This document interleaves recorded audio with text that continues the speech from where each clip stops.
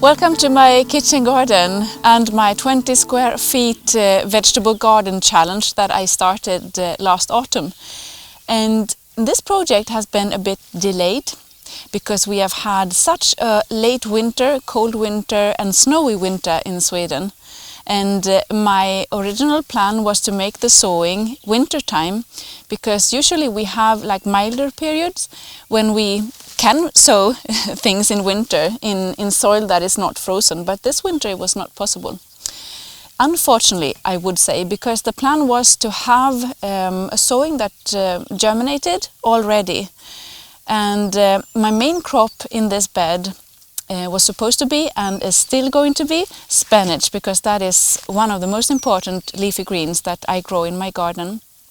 And as you can see in those pictures, where I have spinach in pots and trays in my polytunnel, it has already grown fast and I can harvest this.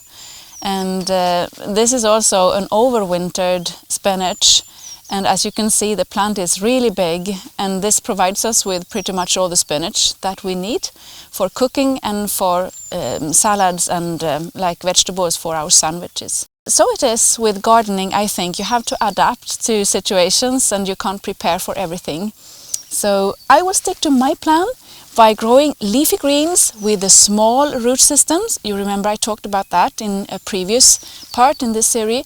The leafy greens with the small and tiny root systems, they don't use as much soil as bigger root systems. And we don't have that much soil on top on this bed, so that's a very good choice, I think. So now in this bed I have prepared it before you entered here. I watered this the surface, and that is a super tip for any sowing, to water the surface before you make the sowing. You could do it like 1 or 2 days before, a couple of hours before, because then the soil is very moist, and that is what is needed for the seeds to germinate well. And you can also, prepare rows in the soil and then water before you make the sowings. If you make the sowing and then water, there is a risk that it all will, the seeds will spread out on this surface, and it will all be, a mess. So today, when I make the sowings, I will use pretty much the varieties that I talked about before. I have plenty of spinach, the butterfly variety, really nice one, and I have dill, bouquet. It's a low variety, it's not growing very tall, and it's very good for a place like this. Parsley, and this is a giant parsley, and that is because my children love to eat parsley and they play with it. So I will place it in an outer row where they can reach it. And I have different varieties of lettuce and the mini Pak Choy that I talked about as well. And I will also do one sowing, well, a bit away from the rest of it, in a sort of a small greenhouse or like a cold frame. I will show you that later. And what I will start with now is just to make the sowing of spinach. And this is what you call a broadcast sowing, where you simply spread out the seeds all over the surface, very, very tight and close together. So it's not a sowing in rows. And this will provide me with leafy greens, small leaves that I can harvest like baby leaves. And if I leave them here, they will grow bigger, of course, and I can harvest them. The thing with spinach is that it will flower in just a short while when the days are a bit warmer and the light is better in daytime. And that is how spinach works. You can't make that disappear. That just happens with spinach, and that is why it's so good to grow spinach early in the season and even by winter sowing then. All right, so I'll just start with that.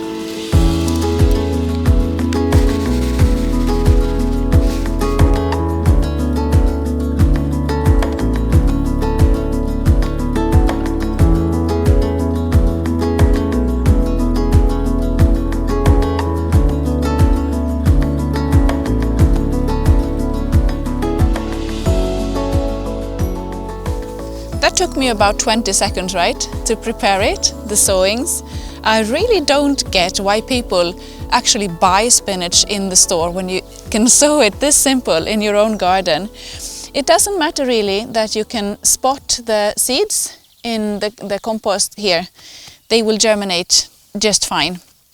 So now I continue with the rest of it, and this I will sow in rows.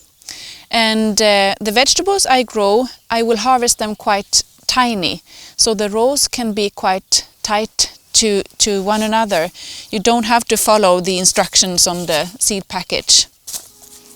And it's very simple. I use a small spade and I make a row, as many as I can fit in. It's 2, 3. Alright, so 5 rows now, and for the next step you have to remember where you have the sun, or in which direction the bed is placed. And I have my south in that direction and north is your direction. And I have to place the largest plants in the north part of the bed so they don't shade the smaller plants, right?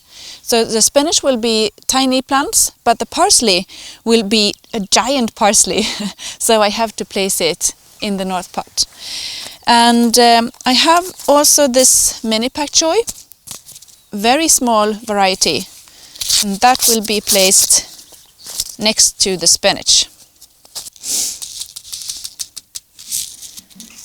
The Brassica seeds, they all look the same. There's no difference between them except the size maybe. One can be bigger and one can be smaller. But this is the mini Pak Choy, and I sow them one and one in this row with like 5 centimeters between. And if they grow really big and if all the seeds germinate, I will thin the row out by simply harvest, the smallest one, right? So that's it. The next variety is a lettuce. It's one of my favorite, Little Gem. It grows with very tiny, like pointed heads, like this. It's a Roman lettuce. And this is pretty much the same variety, but it's with the red leaves. It's very beautiful. And I think it's so nice to have different colors at the leaves. And the lettuce seeds are very tiny. And a good tip is not to make the sowing when it's windy outside, because they will blow away. And I sow them one and one as well. I try to, at least. So that was the green one, and now the red one. The red one is in thread. It's absolutely amazing. And as you can see, I don't put like notes in my bed saying exactly what I sowed. That will show. And it is all eatable, so I don't mind.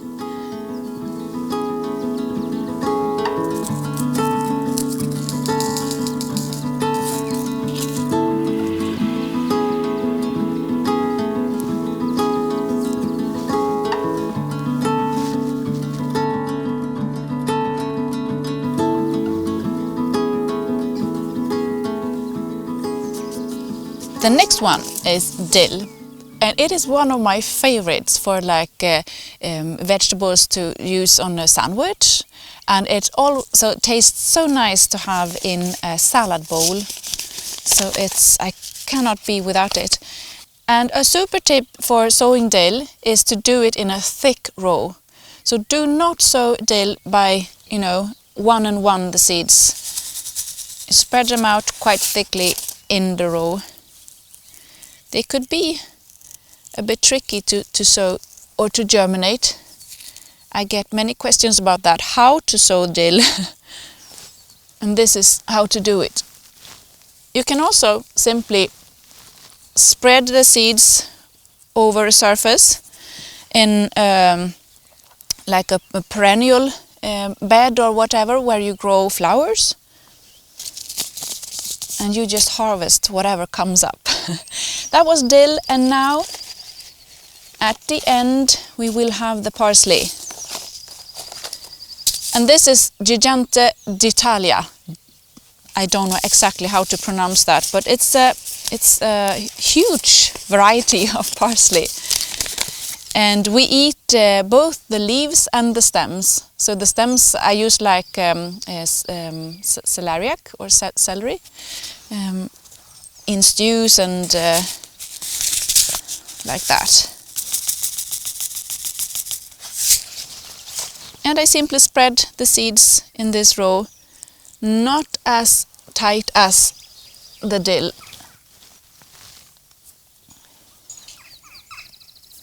Like that. I notice we have some empty space here. I cannot stand empty spaces in my beds, so I will just sprinkle out some spinach seeds here as well. Just the same way as I did on the other side, like this.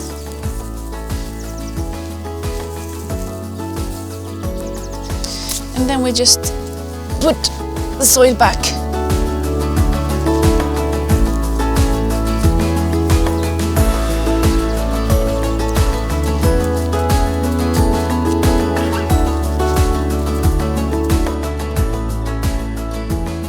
What I really want to show with this bed is how easy it is to create like a garden bed and to grow vegetables. And I want to show it, you know, how to do this without having the opportunity of, you know, the greenhouse or an indoor gardening that will provide you with lovely plants or whatever. And so I want to make the sowings directly into this ground. And the fact is that in just a short while I have harvested like the spinach, and it will all be empty here. So what to do then? Well, I have to have plants that can be put into this ground again and give me another harvest from this space. And I can make the sowings, of course, after that I finish the spinach, but it will grow faster if I have small plants to transplant to this area. And therefore I will make a sowing of lettuce here, and that will grow up small plants that I can dig up and replace the spinach or whatever. So I will create like a mini greenhouse in the garden bed with lettuce.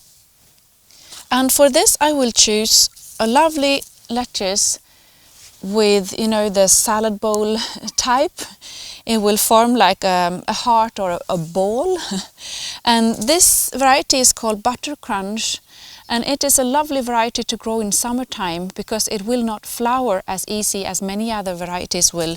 And there are of course many other lettuces that you can choose for this. But what I will do here is that I will sow like 2 seeds in each hole, because it's very easy to separate the lettuce plants when they have grown a bit larger. And some of them I can see it's 3 seeds. Never mind.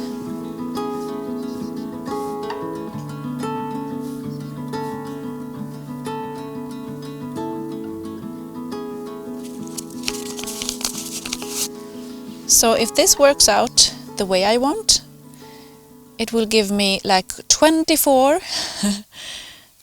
lovely lettuce plants that I can put in the soil in a few weeks when we have finished the spinach. And I simply put a lid on top of this. It will heat up the soil a bit. It's not necessary to do this if you grow in a place where it's already quite warm, because lettuce don't want the soil to be too warm when it germinates. It can actually germinate if it's only like 4, 5, 6, 7, 8 degrees in the soil. So don't cover it with a lid or a fleece or anything if you grow in a place where it's nearly summer already. Okay, so I am finished with the sowing, and now to sort of force the seeds to germinate quicker than it would if I leave it like this, I will cover it with the thin fleece, and I will leave it on, well, as long as I think it's needed. It's still quite cold in nights, so I will just try to make this a good place for the spinach and the rest of it to grow.